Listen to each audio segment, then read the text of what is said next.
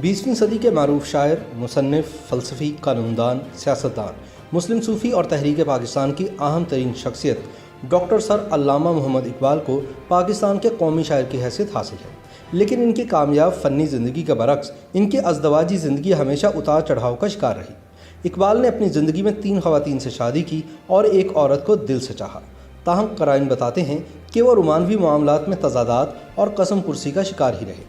इकबाल की रोमानवी ज़िंदगी एक हवाले से कई और मशरक़ी शायरों से मुख्तलिफ न थी, जिनकी महबूबा कभी इनकी बीवी न बन सकी और बीवी कभी महबूबा न बन सकी। इकबाल की पहली बीवी करीम बीबी का ताल्लुक़ गुजरात के एक मुअज़्ज़िज़ और नामवर घराने से था। इकबाल और करीम बीबी रिश्ता अज़वाज में मुंसलिक हुए।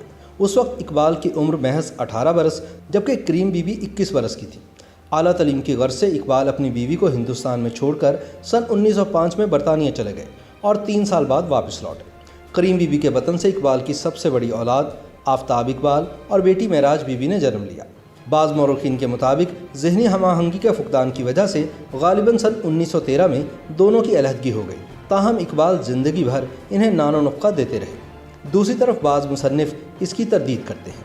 बहरहाल करीम बीबी ने सन 1947 में वफ़ात पाई।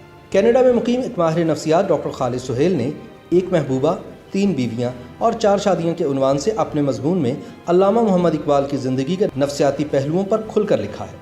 बकौल डॉक्टर खालिद, जब हम शायर मशरिक़ अल्लामा मोहम्मद इकबाल की ज़िंदगी का नफ्सियाती मुताला करते हैं तो हमें एहसास होता है कि वो हसास दिल, ज़हीन दिमाग और पुरकशिश शख्सियत रखने के बावजूद बहुत से रोमानवी तज़ादात का शिकार होकर उम्र भर एक दाखिली कर्ब और अजियत को बर्दाश्त करते रहे। इकबाल की शख्सियत के ढके छुपे नफ्सियाती तज़ादात उस वक्त उभर कर सामने आए जब वो आला तालीम हासिल करने के लिए बर्र सग़ीर से यूरोप तशरीफ़ ले गए।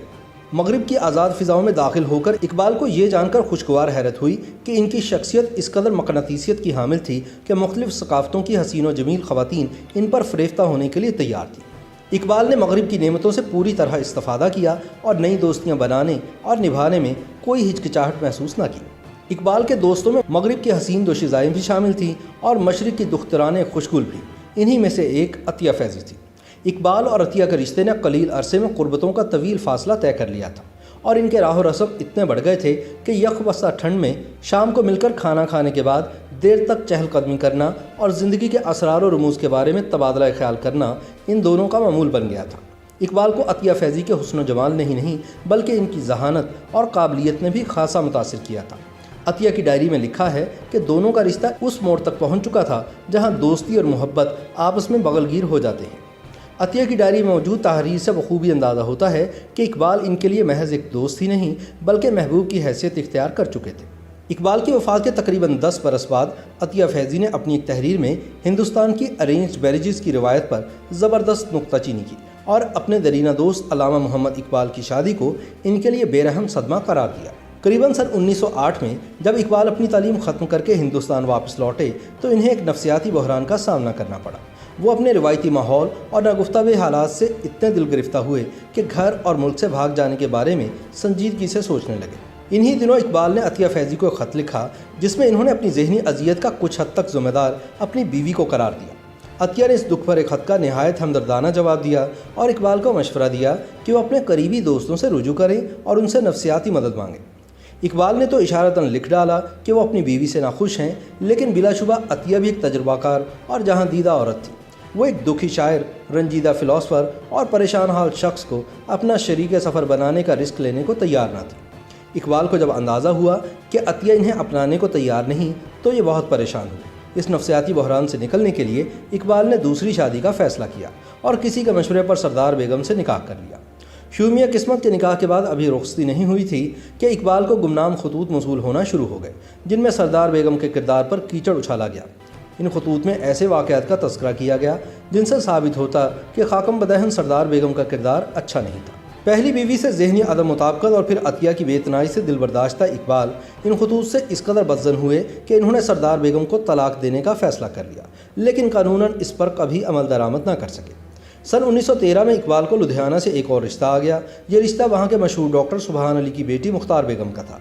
इकबाल ने दुल्हन देखे बगैर बड़े जोश व खरोश से मुख्तार बेगम से शादी कर ली। جب اقبال نے نئی نویلی دلہن کا گھونگھٹ اٹھایا تو حواس باختہ ہو گئے۔ مختار بیگم واجبی شکل و صورت کی مالک تھی اور ان میں ایسی کوئی خصوصیت موجود نہ تھی جس کا تذکرہ اقبال کی ہمشیرہ نے کیا تھا۔ قصہ مختصر، مختار بیگم سے مل کر اقبال کے خوابوں کا شیش محل چکنا چور ہو گیا۔ کئی برس تک اس جوڑے کے ہاں اولاد پیدا نہ ہوئی اور بدقسمتی سے مختار بیگم دوران زچگی انتقال کر گئی۔ اقبال کے گھر والد اور بہن کی مرضی سے آئی ہوئی 2 بیویاں کریم بی بی اور مختار بیگم موجود تھیں، جبکہ ان کی تیسری منقوہہ سردار بیگم بھی رخصتی کے انتظار میں تھی۔ اگرچہ اقبال گمنام خطوط کے حوالے سے سردار بیگم کو کسی صورت گھر نہیں لانا چاہتے تھے، لیکن جب ان کے دوستوں نے سردار بیگم کی پاک دامنی کی گواہی دی اور پھر گمنام خطوط والی سازش کا بھید بھی کھل گیا تو احساس گناہ اور ندامت سے مغلوب ہو کر اقبال نے اپنی منقوہہ سردار بیگم کو گھر لانے کا فیصلہ کر لیا۔ دراصل اقبال کو سردار بیگم کے خلاف گمنام خطوط انہی کے خاندان کی ایک عورت لکھ رہی تھی۔ اقبال کو قلق تھا کہ وہ دل ہی دل میں سردار بیگم کو طلاق دے چکے ہیں۔ ایسے میں اقبال کو بعض دوستوں نے حلالہ کا مشورہ دیا، لیکن اقبال حلالہ کے تصور سے مزید کشمکش میں مبتلا ہو گئے۔ ایک مولانا نے یہ فتویٰ دے کر حلالہ کے حوالے سے اقبال کی ذہنی کشمکش ختم کر دی کہ ان پر حلالہ کا شرعی قانون اس لیے لاگو نہیں ہوتا کیونکہ دونوں کا صرف نکاح ہوا تھا اور رخصتی نہیں ہوئی تھی۔ بہرحال اقبال نے اپنے ضمیر کی عدالت میں سرخرو ہونے کے لیے سردار بیگم کو گھر لانے سے پہلے ان سے ایک دفعہ پھر نکاح پڑھوایا۔ اس طرح 2 برس کے وقفے کے دوران اقبال نے 3 نکاح کیے اور مزید 2 بیویاں ان کے عقد میں آئیں۔ جب اقبال نے اپنی دوسری بیگم مختار بیگم اور تیسری بیوی یعنی سردار بیگم کو ایک ہی گھر میں رکھا تو ان کی پہلی بیگم کریم بی بی بھی سیالکوٹ سے اپنے بچوں آفتاب اور معراج بی بی کے ہمراہ لاہور آ گئے۔ چنانچہ اقبال لاہور میں اپنی 3 بیویوں اور 2 بچوں کے ساتھ رہنے لگے۔ ایک ہی چھت تلے 3 بیویوں کا نباہ زیادہ دیر نہ ہوا۔ بعض مصنفین کے مطابق اقبال اپنی تینوں بیویوں میں سے سردار بیگم پر سب سے زیادہ مہربان تھے کیونکہ وہ سب سے زیادہ خوبصورت تھی۔ انہی کے بطن سے اقبال کے 2 بچے جاوید اقبال اور منیرہ بانو پیدا ہوئے۔ بعض مصنفین نے لکھا ہے کہ اقبال 3 بیگمات کے ساتھ ہندوستان میں زندگی گزارنے کے ساتھ ساتھ اپنی دوست اور محبوبہ عطیہ فیضی کو بھی متواتر خطوط لکھتے رہے۔ اقبال کی رومانوی زندگی ایک حوالے سے کئی اور مشرقی شاعروں سے مختلف نہ تھی، جن کی محبوبہ کبھی ان کی بیوی نہ بن سکی اور بیوی کبھی محبوبہ نہ بن سکی۔